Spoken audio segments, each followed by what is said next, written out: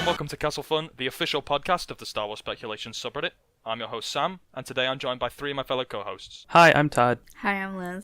Hi, I'm Lai. To kick things off, we're going to start by talking about some of the latest news that's happened in Star Wars this week. StarWars.com announced that a new animated show titled Star Wars Resistance has begun production, and it's being created by Dave Filoni. Set before the events of The Force Awakens, this anime-styled adventure will follow main character Kazuda Xiono, who is a young pilot recruited by the Resistance and tasked with spying on the growing threat of the First Order. Along with introducing an entirely new cast of characters, we will also see the return of beloved Commander Poe Dameron and the villainous Captain Phasma, voiced by none other than Oscar Isaac and Gwendolyn Christie respectively. It's due to premiere on the fall of this year on the Disney Channel. What are some of the main things you guys would like to see on this show? Something I'd like to see in this show is really the period before The Force Awakens, between Return of the Jedi and The Force Awakens, because that's something that's been kind of explored in the new EU so far, but we still have a large gap there with the growth of the First Order and them coming out of hiding, being known to the galaxy, and the New Republic and their relationship, formation of the Resistance and all that, and I really hope that's something that gets delved into in this show.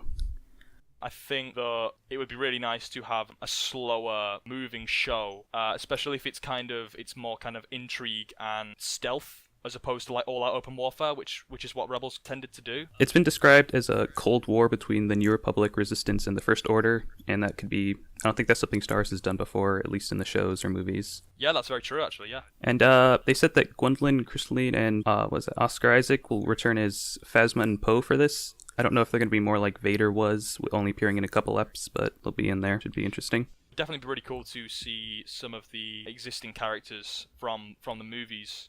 And like you said, we don't know what kind of role they'll play, but I mean, it would be interesting if like Phasma was like, because the one thing that we didn't really get much of in the films was Phasma, and I think it would be quite nice if she was like the main villain of this new show. I think that'd be quite a cool way of like fleshing out her character and seeing what she's all about.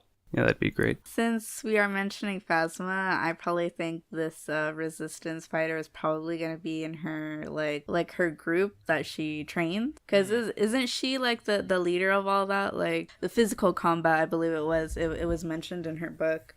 Yeah, she trains the teenagers and their combat, all that. So I would like to see that, more of her, like, in her early-ish days in the Resistance. Like, you know, learning how to, like, handle these teenagers and all that. I'm interested to seeing if this new character, like, makes friends within the First Order. And I'm pretty sure there's going to be close calls if they'll get caught or not. Has it been confirmed if it's a guy or girl? I don't remember. I don't know, but the very first person that gets credited to being in the cast is someone called Christopher Sean. So that sounds to me like a guy. Okay.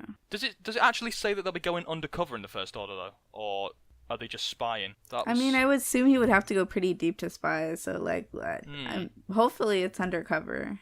I'd love that, yeah, because then we kind of get to see like the inner workings of the First Order. Mm-hmm.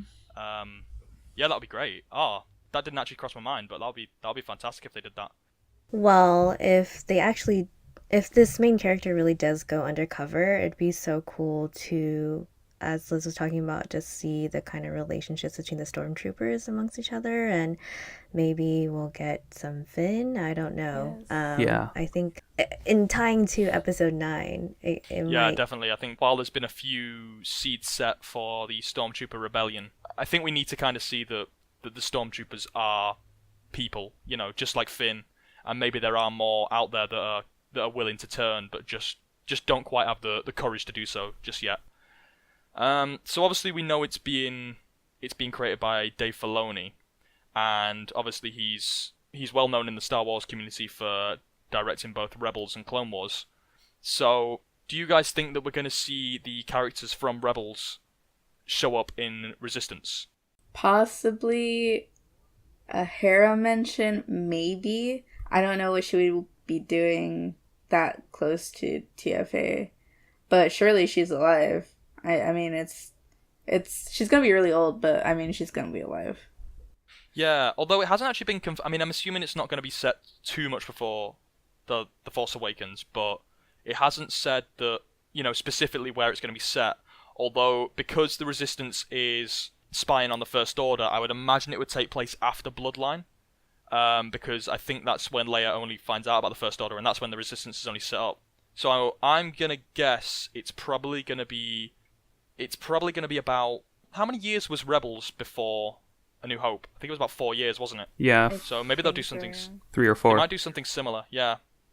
If they set it like, because don't forget, we're probably gonna get like a good few seasons of this, so it might be a case of like each season takes place in another year. But we'll see. About Rebels characters returning, we know that Thrawn and Ezra are in the Unknown Regions, which is where the First Order is beginning to be formed, and they could show up in Season 2 like the Clone Wars characters did.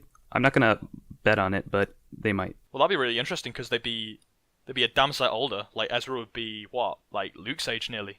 Well, no, he would be exactly Luke's age.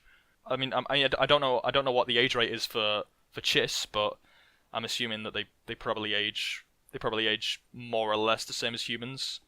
So that'll be interesting if to see, a much older Ezra and Thrawn, and surely they would have been out in the Unknown Regions for a while if that is the case. So how will that have changed their characters? Give him some gray hair, like that'd be pretty cool. Thrawn with some gray hair. Ezra with like a scraggly beard and DJ. Yeah, no, please DJ's no. origin story. Please no. I think DJ's looking good for being the same age as Luke in The Last Jedi and having spent most of his life in the Unknown Regions. Although he's not really looking the best in that film, he's looking better than I would have thought he would if he was Ezra.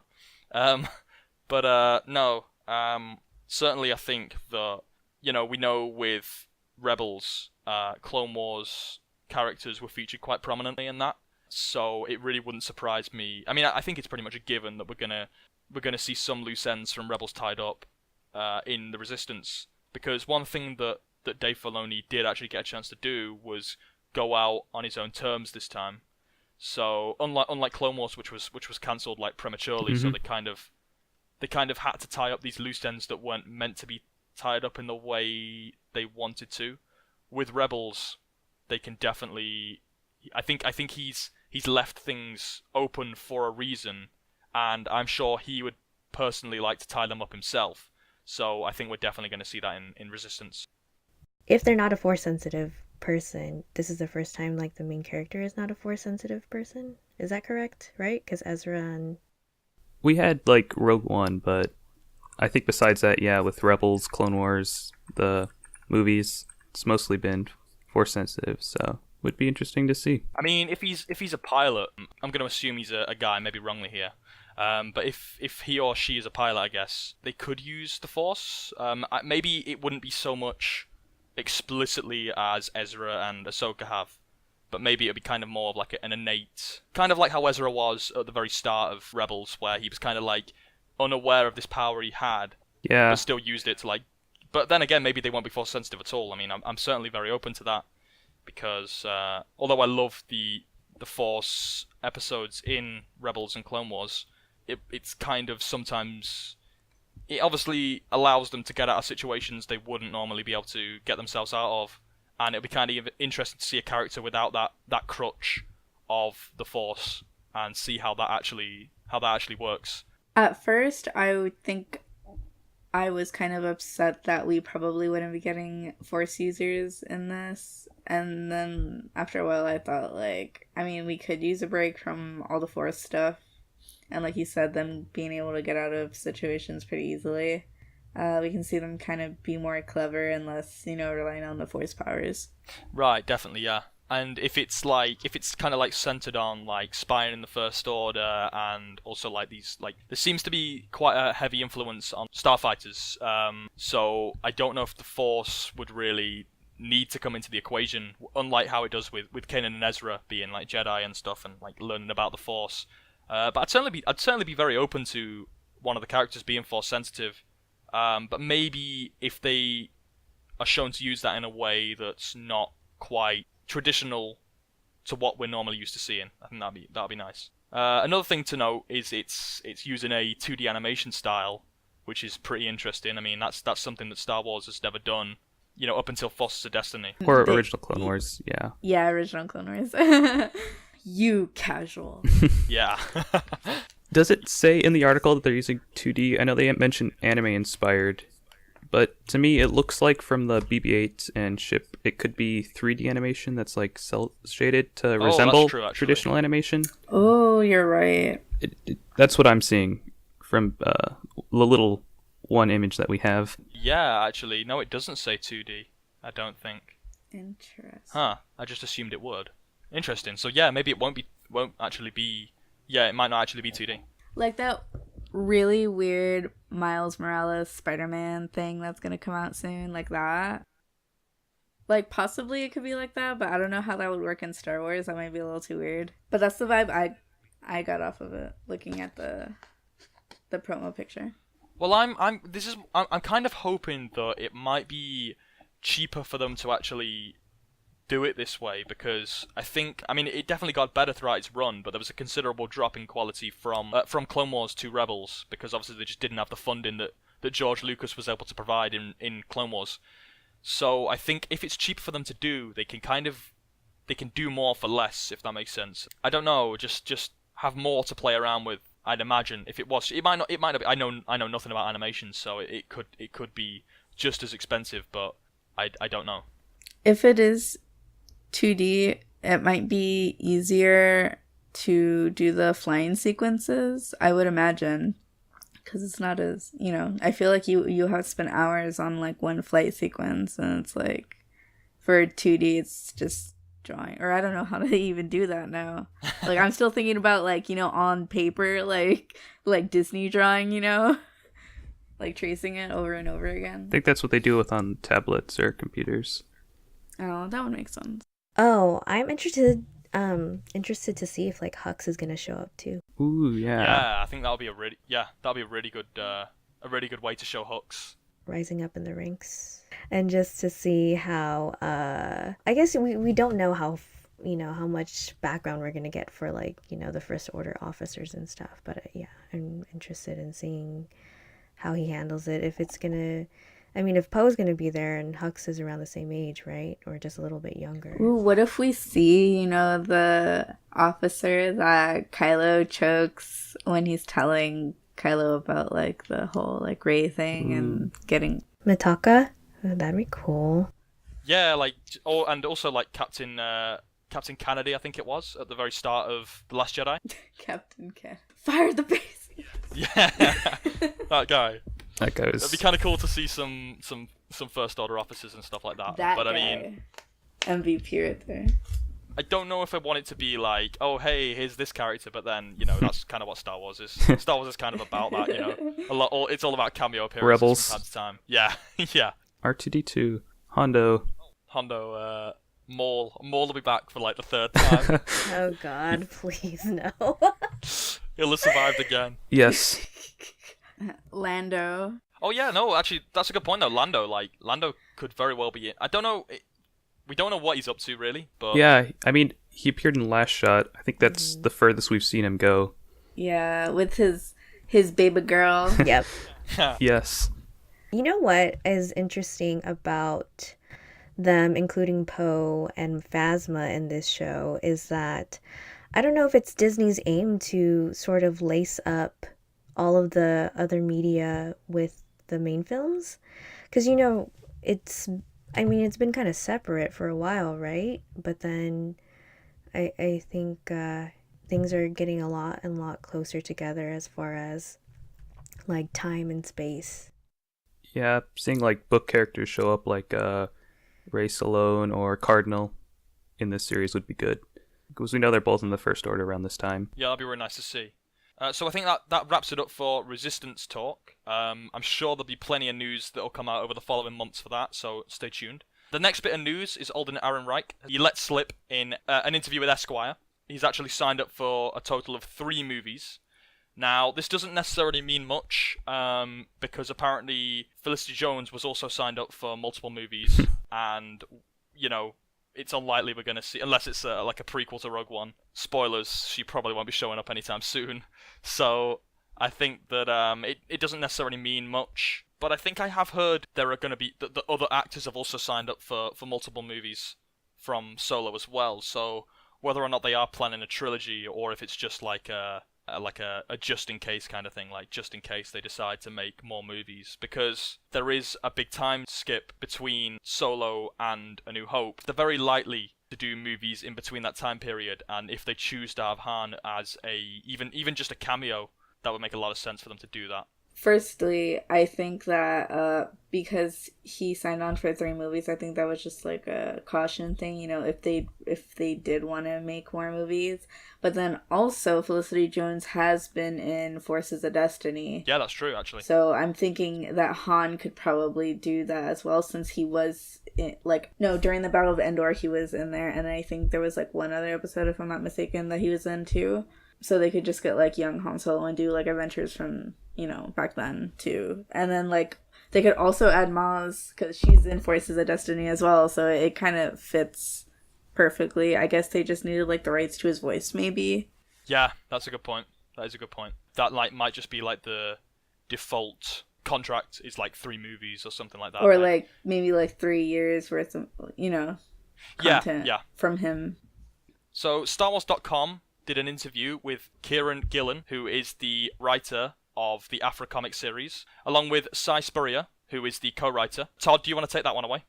Yes. This interview is pretty interesting, going through his creator. He created Aphra for the Darth Vader comic series in 2015, and didn't really expect her to be as popular as she was, which led to her getting her own series once that comic ended. There's some interesting tidbits in here, because comparing to her creation, saying he wanted to create an archetype that wasn't seen in Star Wars, which is like an Indiana Jones, but with a dark twist in it, with her morality and all that, or lack of. An interesting thing I noticed in here was that they talk about, when they come up with ideas for what to do for stories, comics or books or whatever it is, they take them to the story group, and sometimes they say yes, sometimes they get no's. And he says one thing when he asked if he could have someone dress up as the Death Star gunner for a comic, that got a no, and he saw that when that happened in Rogue One with Jin, and he basically says that they can figure out points from coming up movies from what they're told not to do. It was very interesting from the creators of all the other stories' points of view and how that process goes. Another interesting thing from the end is just a preview of what's coming next for the series. Going to be set in Imperial Prison. That should be interesting. Any thoughts on this? As you know, I freaking love this comic. Yes.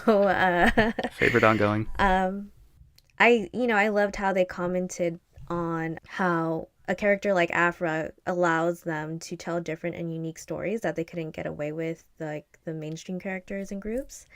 And that's how I totally feel about the comics. It allows them to tell stories in ways that are nuanced and are complicated and messy. And I love seeing that in Star Wars, because the galaxy is so huge, you know. There was a point in here where you compared her to Han Solo, but she doesn't really have the good in him that he does, or at least she doesn't act on it. So it's like a twist of what he would have been if he didn't have that heart in him. Definitely interesting stories. They mentioned that she was quite unpredictable, and that they can have fun with her character because she doesn't necessarily always do what the audience or readers would expect her to do. So that was quite interesting to read. I've yet to actually start the Aphra comic series, so although I have read the original Vader comics, so I do know a bit about her character, but I'm definitely going to have to check that out. The only thing I've read from her was from a certain point of view book, her chapter, and she was pretty, like, her morals are like, you don't know what she's gonna do. Yes. This girl, she's crazy. I like her though. I'm definitely gonna pick up these comics and read them in the near future. The article did actually say something about her, the fact that she's a unique comic character. Apparently the comic sold like massively well for like a new character, which apparently is quite unheard of. So it's quite cool to see like new characters being welcomed with such open arms by the community and stuff. So that's always nice to see. They mentioned that they are aware of the cosplayers, the ever-growing legion of them, as they call them, and saying that they design costumes with that in mind sometimes, or the artist does. Well, that's interesting. Yeah, just seeing community and fans having a little bit of an impact there. Nice to see. So I think that wraps up all the news for this week. We're going to start the speculation segment by going into the Finding Kamino topic of this week, which is what is in the unknown regions and why is it so hard to navigate? So, the unknown regions is something that has been featured quite prominently in various expanded media, specifically the novels. It's been hinted at quite a lot, sometimes subtly, sometimes not so subtly, in the case of Thrawn. So, what do you guys think is hiding out in the unknown regions? What do you think this threat is that Thrawn has warned the Emperor about? I honestly don't know. At first, I think the popular theory was that it was Snoke, but that kind of died with him. So, I'm not sure. I'm hoping it's like some really cool like Sith temple or something, or something super super dark that we have no idea what it is. But to be honest, I think the unknown regions is so hard to navigate because no one's gone. Like, like it hasn't been explored, and that's why it's unknown regions. I'm not too familiar with the so-called science behind hyperspace, but don't lanes have to be like created or like mapped out or something? Yeah. So that would make a lot of sense. Just, I guess it's kind of like, if you imagine it like a city, which would be like the core, right? That's going to have lots of roads, and then when you go out into the country, which is like getting into the unknown regions, there's not as many roads there, and that's why it gets harder to navigate. But I still think, I mean, there is the possibility it could still be Snoke, but I think that it would kind of be a waste because they're setting up the unknown regions, they're setting up this threat, and then for him to just die in The Last Jedi, it wouldn't make that much sense. It feels like they're building to something more. And it could very well not be something we see in the films, but more so like a subplot for the novels themselves, because something that we're only going to see in the books, because that's definitely where it seems to be the most featured. I know there was Aftermath had a lot about the unknown regions and Palpatine's observatories on them, right? Right. I haven't finished the series, but I read it's something like source of the dark side, or like a very strong presence that's influencing, and Palpatine himself could feel it. And I think in the Last Jedi novel, Snoke says he could too, or that he knows that there's something in the unknown regions. I don't think it implies that he was that, but that he was aware of it and maybe went out there looking for it like Palpatine did. That's really interesting, actually, because it's the fact that it mentions its dark side specifically. Like it's not just a threat. Like, because I know some people have like theorized that it might be like the Yuzan Vong from Legends, who were kind of like these creatures that, I mean, I never actually read the material with them, but from what I understand, they were like these creatures that were somewhat immune to the Force. But if they're immune to the Force, then it wouldn't really have anything to do with the dark side specifically. So I don't know. Like, is it this creature? I mean, because I know another common theory is that it's Abeloth. Now, I don't know much about Abeloth, but does anyone... I don't know much about her besides what I've read on Wikipedia. She's like sort of Lovecraftian monster, inspired by that, I think. Like the mother from Mortis, or she was trapped away. Luke kept her off, but they couldn't really finish her story before Legends was ended. Right, okay. I know she was like this like really, really big deal, like this huge thing. Legends always upping the ante. So in Legends, she was the mother of Mortis? Yes, I think so. That was in a novel. That's quite interesting. I suppose they could do something like that. I mean, I don't know. Because the mother is... Well, we don't even know if there is a mother in the Mortis family, but you would just... Like, most families do have a mother, that's like the archetypal thing. So, the fact that the mother is missing from that there could be something to that. And Rebels has shown us that Filoni hasn't, or at least Filoni hasn't forgotten about Mortis. With World Between Worlds. So if they do go that route and they do keep her origin from Legends, I'm sure they can fit that in there with the shows leading into the books or movie or however they decide to go. Right, because if you think about it, with Mortis, you've got the son who's the dark side, the daughter who's the light side, and the father who's the balance. So maybe if there is a mother, it would lead us to believe that the mother would be the imbalance of the Force, I guess, if there is such a thing that can take a form. Oh yeah, that's because we know that the whole imbalance being more of I think the imbalance is more of a bad thing than the dark side itself, or at least that's what's been built up as, because that's Anakin brought balance to the Force, not really just getting rid of the dark side entirely. There's definitely more of a theme on balance than just light being good and dark being evil in new canon, I feel. Yeah, I mean, definitely, like, we saw Rey and Kylo, like, actually work together in The Last Jedi, and that was something that we've never actually seen. we've never seen light and dark working together in the films before, so that to me that symbolizes something quite important. And also another scene from The Last Jedi which might support it is when Rey is meditating on that rock and she's kind of like seeing the balance of like life, death, decay, creation, which to me it seemed like the relationship that the light and dark have between one another, and that was kind of the balance. I remember a theory on the subreddit, like this was a long time ago, but I remember really liking it. This was before Last Jedi came out. But Snoke represented the imbalance of the Force, because when you look at him, he's like crippled, half his face is kind of sliding to one side, he's got like gashes all over him, like he would represent like the imbalance. And seeing as he died in The Last Jedi, that kind of takes away that. But if Rey and Ben are going to team up, I know it kind of seems like Deus Ex Machina kind of thing.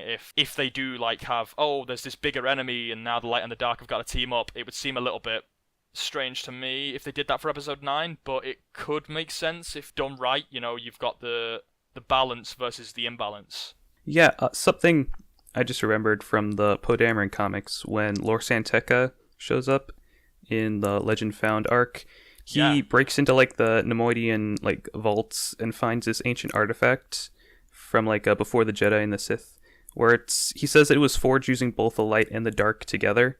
And he said that this may show that there was a time when both the light and dark were working together and balanced, and that was something that was lost, could have been caused them to fight each other, to imbalance and all that.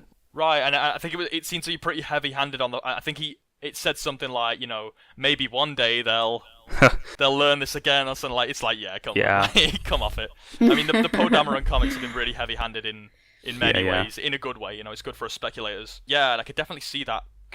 And also, if you look at the Prime Jedi mural in The Last Jedi as well, I've kind of become obsessed with this thing. That represents like yin and yang, like light and dark, as if like the very early concept of the Jedi was to do with like balance between both sides of the Force, and then something happened to shift that and created the Jedi and the Sith as we know them today. I feel like there's a lot of story there that hasn't been told yet that will be soon, and I feel like it's all connected, you know. The past and the future is all connected in Star Wars, I guess. But yeah, that'll be really interesting to actually see. If I remember, Eli Vanto, like, he lived in a place called Wild Space, or in an area called Wild Space, which was right next to Unknown Regions. And I don't know, you know, I know that it's kind of like in real life. There's more than just war and people against each other. There's Mother Nature, there's animals, there's, you know what I mean? There's a lot much. I feel like there's so much more than just people fighting with one another. I guess maybe that's where like the dark force is honed. I don't know. I'm just interested to see if there's more creatures, and because when I was reading through Thrawn to get some excerpts for this, he said he's familiar with many of the threats, but he never specifies what it is. And as a military leader on his planet before, I would assume they're tangible since he's familiar with them. And I don't know if they're people, I don't know if they're creatures, but I think that's interesting. Yeah, like some like super ancient being. I mean, we saw the Bendu in Rebels, who seem to have been around for many, many years, probably many, many millennia. So if there could be something like the Bendu who's got this intelligence to him, but is not actually an actual being, but more of a spiritual. Because we saw that, you know, we saw what the Bendu could do at the end of season 3 when he turned into like, was it like lightning or like clouds or something? Like a thunderstorm. Yeah, which kind of shows that he's not a physical being. He's something else, and that could be what might be in the Unknown Regions somewhere. But either way, I definitely think that it's going to be explored. I don't know when it's going to be, but I think it's all paying off to something. Whether that's going to be a trilogy after Episode 9, whether it's going to be Episode 9 himself, whether it's going to be a complete new series of books, or if the Resistance TV show is going to play into it, because the First Order is in the Unknown Regions, and there could be some hints there as to what this threat could be. Especially if we see Snoke. I'm not saying it's a given, but if we see Snoke in the Resistance show and he's aware of this threat, then that could be a possible tie-in. So I guess we'll see on that one. So the next speculation topic we have for this week is a topic that was posted onto the sub by ReformedShitposter, which is a lovely name. They said something that they wanted to see in episode 9 was a council of Force Ghosts. So Liz, do you want to talk about that a bit? Yeah. So this person, they had like a little speculation or like something they wanted to see. They wanted to see like Qui-Gon, Obi-Wan, Yoda, Anakin, maybe Ahsoka, kind of give counsel to Rey, struggling to deal with all the things that have been happening and like, learning from the mistakes of past Jedi, trying to fix her own mistakes. So I thought this was a really, really interesting idea. Since we did see Yoda in The Last Jedi, this is definitely a possibility that we can see more. I'd totally be down to see all the Force Ghost people, just show up and be like, hey, it's gonna be okay. Just, you kind of give her like another lesson. Like kind of how Luke still needs to give her the last lesson. But maybe it could be with, all these other people that came before.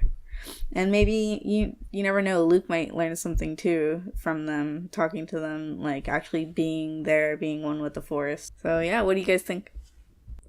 Well, we did actually talk about Yoda. There was a rumor that Yoda was returning in episode 9. So if that's happening, then it wouldn't be too far to assume. I think we do need to see the Force Ghosts at some point. Whether they speak to Rey or Ben or whoever, we need to see, or even if they're just having a conversation among each other. I don't know what that would accomplish, but we need to see it because where have they been? Like, I remember reading the Thrawn trilogy, and it said that Luke hadn't spoken to Ben in like years, and he kind of thought maybe he just like moved on. And I suppose that could potentially be a plot point, but I don't really get that impression from the new canon. I don't get the impression that it seems like the Force Ghosts they exist outside time as we know it, so they can kind of interfere with that as they want. So I don't really get the impression that it's like once like a certain amount of time's passed and they just kind of fade away. I think that out of everyone, I think Anakin is the most important. That we need to see, because I feel like it is his story at the end of the day. 1 to 6 is his story, and episodes 7 to 9 are still kind of his story in a way if you count his legacy. So yeah, I think that he needs to maybe even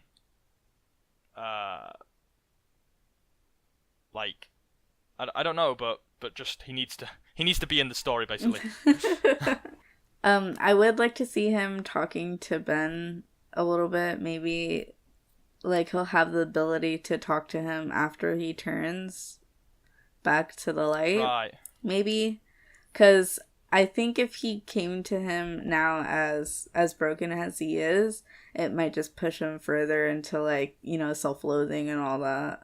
And we saw what that did to Anakin. So, well, there has been that. It's been a highly talked about question as to why Anakin hasn't like spoken to Ben, and maybe it's more to maybe like the person that they, because we know Luke cut himself off from the Force, right? And we know that stopped the other Force ghosts like Yoda from speaking to him. And like while Ben hasn't cut himself off from the Force, he may very well be doing something similar where he's cutting himself off from the cosmic force or something, or like the light side. Yeah. Like the light side. Like that wouldn't be a thing that he would be able to do if he's trying to cut himself off. Right. Yeah. It's just like he just doesn't want to. It's like repeatedly hanging up a call, or maybe he just literally is unable to do it because he's trying to go full dark side. I think Snoke could have been stopping Anakin from speaking to Ben and like changing his mind. That could be a possible explanation, at least. Yeah, and that would be a really good way to actually introduce Anakin into episode 9, because it's like, oh, Snoke's gone, so now Anakin can actually come in and talk to him. Yes.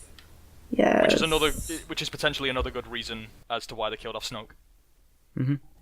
Of course, the fans want to know and have all these, sort of boundaries around what people can and can't do with the Force and all that. But I mean, I'm excited about episode 9 because they haven't really set up any rules about Force Ghosts, you know? And so, God, if Anakin shows up in episode 9, man. Having Hayden and Ewan reunited on the big screen would be pretty nice to see as well, if that could happen. I mean, God.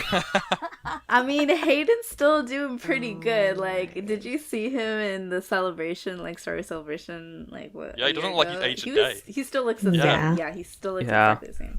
And Ian too. He looks so young still. He looks the same. It's possible. Yeah, definitely, incredibly possible. I mean, because and as well, you know, JJ's repeatedly mentioned about tying the entire saga together and having the prequel characters come in as well. That would certainly be a way of doing that. Okay, and the next speculation topic we have is, will Rey turn to the dark side in episode 9?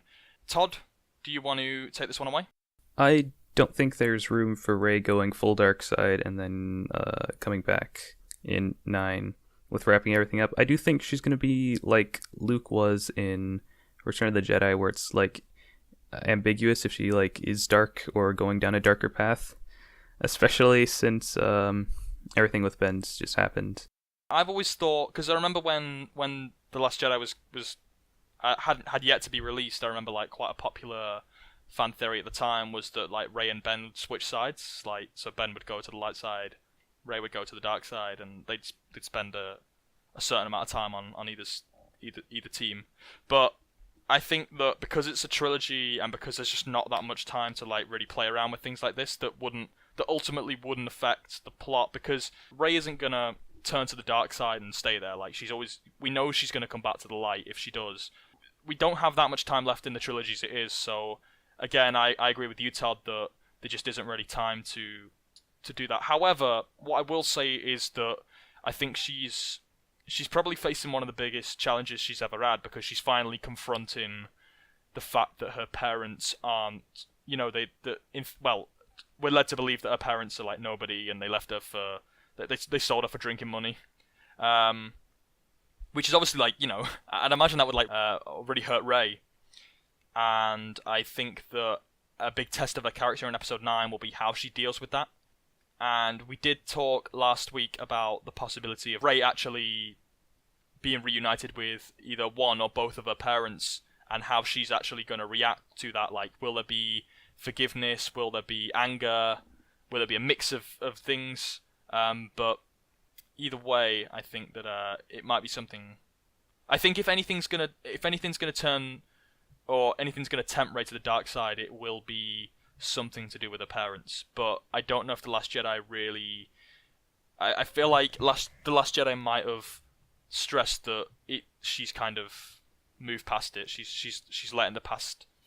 Well, maybe not letting the past die, but she's moving on from the past, and she's not letting it affect her life anymore. So I want her to have a dark side moment, so that like maybe for Kylo it can be like a mirroring of like all of his dark-sided tendencies, and maybe even him helping her like pull her out of the dark side a little bit to I don't know, you know, because sometimes when we make mistakes and sometimes when we make poor choices, like sometimes we have to see someone else doing it to kind of realize like, oh, that's what I was doing, that's what I looked like, you know? Yeah. And I mean, that may be way too reality based, No, but I think if there's anyone that knows how to sort of navigate the dark side, I think Kylo would be the one to, you know, help her get out of it. There was a lot of debate as to what Kylo was feeling at the end of The Last Jedi, but you know, I definitely saw some regret in his eyes and face when she shuts the door on him, and maybe he's kind of like starting to see the error in his ways, and maybe he knows the dangers of like giving yourself over to the dark side completely, and like, you know, because you know, he says it in The Last Jedi, he's given everything to the dark side, like, and what has it bought him? He's in no way happier than he was at the start of the Force Awakens. So if he sees Rey going down a similar path to him, that could be a catalyst for his redemption, and he could, you know, try and help her. Yes, I do think Rey going down the dark side, or at least having moments like that, could really help. Well, first Kylo will know what she's going through, but also Rey will be able to know what Kylo went through, And I really think that can help them understand each other better, really help with their relationship. It'd be really interesting to see. They'll be able to empathize with each other on a completely different level. Yes. You know, I think it does actually state in the novel, in the Last Jedi novel, that Rey, she had that moment where she was like, when Ben refused to like return back to her with the Resistance, she was like, this corruption with the dark side and Snoke goes like way further than I anticipated, and if she actually gets a understanding of that herself, that might actually allow her to see things from his perspective. But the one thing I think that's very important to like acknowledge is I think Rey does have dark side tendencies. For sure. If you look at her in that fight with the Praetorian Guards, Ben's all quite composed, really. Like he's not acting on anger, really. He's like determined and focused, but he's not really aggressive. Whereas Rey is like screaming. She's like battle crying at these Praetorian Guards. Yeah, Rey definitely uses her anger a lot in that scene. And Yeah. I think when Snoke was toying with her, I just read that passage in the book. She does get very angry seeing the Resistance being destroyed, and that could be the start of her going down the dark side, or at least the whole anger, hatred, fear aspects. Yeah, and also there was she got drawn straight to the dark side cave, and Luke even comments on it like, you didn't even try to stop Stop it. yourself. Yeah, it was like, she's like, yeah, this looks good. She doesn't fear the dark side. Like that seems to be a big part of her character. She doesn't fear. Yeah, that's actually kind of scary. Like, she's not even afraid of it. She just like Drawn to it. Yeah, it's so weird. And I think that's probably another reason why she's so drawn to Ben too, is like she wants to save him, but she knows she can't right now. Right. And it's like, oh my gosh. It's such a complex relationship. Yes. It's ridiculous. Oh, definitely. But maybe that lack of fear is actually something that might actually be a good thing rather than a bad thing, because in the prequel trilogy, it was like, and the original trilogy to some degree, there was this kind of like fear of the dark side, and like, you know, fear leads to anger leads to hate, blah, blah, blah. And the fact that Rey isn't scared of it, she can just look at it objectively for what it is. To me, that's quite a big deal. She's not afraid of this dark side. It's just another part of the Force. It's just this other half of the Force, and it's not taboo. It's just, and that could be a big tie-in with balance. A point that another point that I'm trying to make is that Rey not fearing Kylo is what's gonna save him, because Kylo's been feared by everyone, even his own parents, and not by her. So I think he's gonna think of that as like literally his light, like his saving grace. Yeah, that's Yes. a great point. Yeah, it's so mind-blowing if you really think about it. Like, even reading all these like novels, like Last Shot, those last passages in the Last Jedi novel, like he was a crier and he was scared a lot, and he's just such a sad boy. Well, yeah, and this is a really good point, because the root of Ben feeling betrayal by everyone that he loved and cared about, it does come down to people fearing him, because I think, you know, in Ben's head, he's just a misunderstood guy. He's not this monster that, and, you know, he does start to see himself as a monster, you know, when he admits to Rey, you know, yes, I am, but I think that he doesn't want to be, but because people, or he feels that people see him like that, you know, his mother and father sent him away to Luke, and then Luke tried to like murder him in his sleep because in his head he was scared by his power. So Rey being the one that isn't actually afraid of him, I think is a massive thing for him. Yeah. Yes, like his parents talking about him, thinking they couldn't hear him as if he was like a monster. I think that's how the book said it. Yeah. And then Luke fearing him, and I assume that the other students at the temple were also afraid of him. He could have been outcasted. That could be something that we could see. And of course, everyone in the First Order is afraid of him. So when he finally reaches Rey, and she's the only one who isn't afraid of him and actually gets closer to him, that's definitely going to be something that helps him get redeemed. I think so. And also, to add on to that, it's like, not only was she not afraid of him, she was willing to fight back. Yeah. Like, in TFA, like, in the interrogation chamber, and also, like, in the snow fight. It's, like, so, wow. Like and like his face when she gets the lightsaber, oh my gosh, like so much emotion. Like he's just like in such awe of her. That was such a brilliant scene. Yeah, that was amazing. So I guess to wrap that up, we're in all somewhat agreement that while Rey probably won't turn to the dark side completely, she might have. I don't think a struggle with it's over. And she's gonna have to deal with that in episode 9. I think she knows how to control it. She just, when she's fighting, I think she just kind of lets it do its thing, and that makes her stronger. But it does seem like she's able to turn it off afterwards. Yeah. So it's never really seemed to affected like her actions. Yeah. Yeah, just using her emotions, not without the fear aspect. Right, and this is what we talked about last week as well, about balance, where it's all to do with accepting you have emotions, but not denying them either. Yes. And I feel like that's what Rey is actually doing with the dark side. She's accepting that she's feeling anger in this moment, but then once that moment's done, it's like, okay, like, it's done. Like, there's no point in letting that fester. Like, which is what Ben does. Ben is super bitter. Like, he's let all this resentment towards him and fear towards him, he's let that fester inside himself. And he's just completely. I mean, he was obsessed with killing Luke in The Last Jedi. Like, he was completely. It was like having like a PTSD moment. I mean, to be fair, he probably was. You know, I think if my uncle tried to murder me in my sleep, there might be some underlying psychological issues there. But damn, I think that he really, for a guy that likes to talk about killing the past, he's certainly holding onto it an awful lot. And I think there's definitely an irony in that, I think. Yes. As opposed to Rey. When he says, you're still holding on, let go, it's him that really is doing that. Exactly. You know, we see Rey... Yell at yourself back. Yes.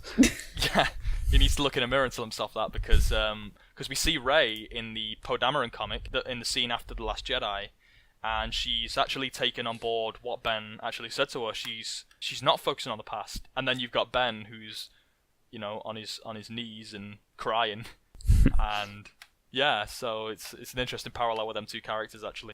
So the last segment of the podcast is the community segment, and this is where we spotlight certain parts of the community and also give you a chance to get in touch with us. So we're going to start with some rapid-fire community questions posted on our subreddit. If you want to ask us a question, head on over to our Kessel Fun and go in the relevant thread, and you can post us a question that we'll answer on the next podcast. So, the first question is asked by Charged Ions, and it's sequel memes or prequel memes? Prequel memes.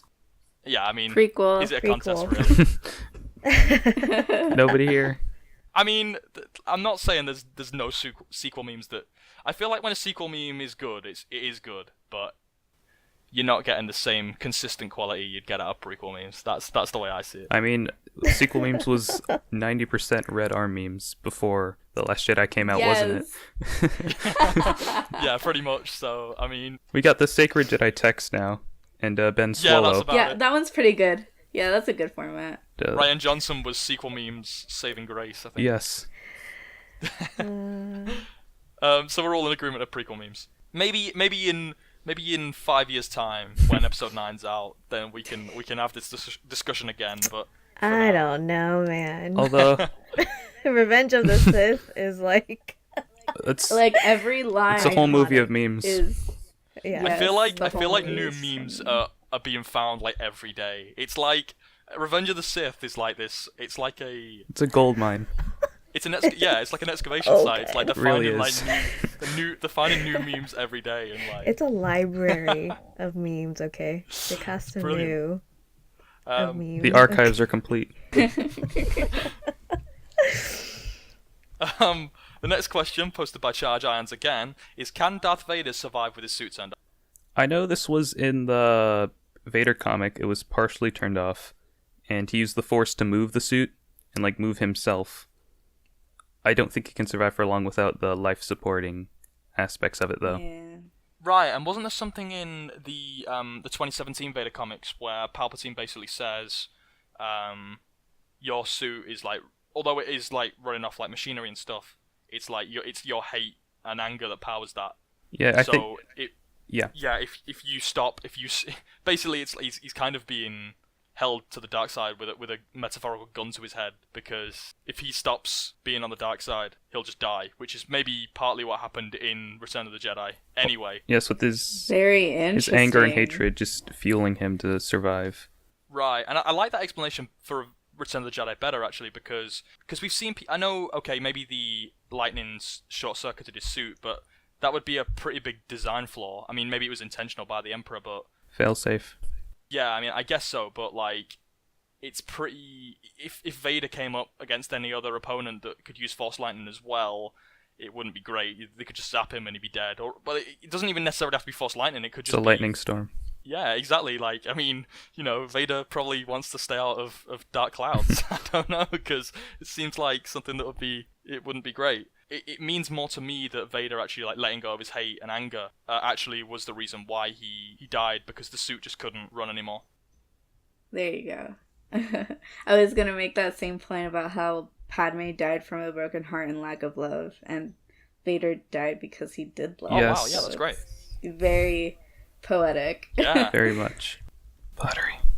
Next comment, posted by Charged Ions again, who is just our hero. Yes, thank you. Thank you, Charged Ions. He asks, what happened to the Cantina Band?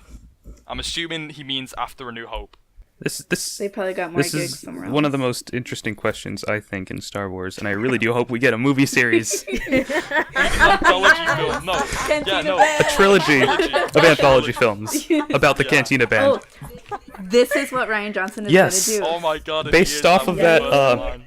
We have hints of this already from a certain point of view with that chapter from their biography. We do. So it could just be a Yes. 3-film adaptation. Wait, what was this? Yes. The chapter with the Cantina Band biography, I believe, with one chapter about everything. Maybe they packed up and went to Canto Bight. Oh, maybe. That's a possibility, too. There's a pretty cool Or band, maybe they're playing I think, in there. Maz's Castle now. Ooh, yeah. I mean, they've got the that'd whole be cool. galaxy, They don't need to stay in one spot. See, this could Yeah. be so interesting. We could have different planets, galaxies, maybe little underworld crime scenes. It's like a Like all the groupies. Yeah. it's like a Oh mockumentary of this band, and they're just like going from system to Are system. they And the Space Beatles? yeah. What is happening? Oh my god, I need Okay. this. I need this in my life. Yes. So that wraps up all the rapid fire questions. Like I said before, if you want to post one, go to our Kessel Fun and post a question, and we'll be sure to answer it. Be sure to check out Finding Camino on the subreddit. That is a weekly speculation topic that is voted by the community.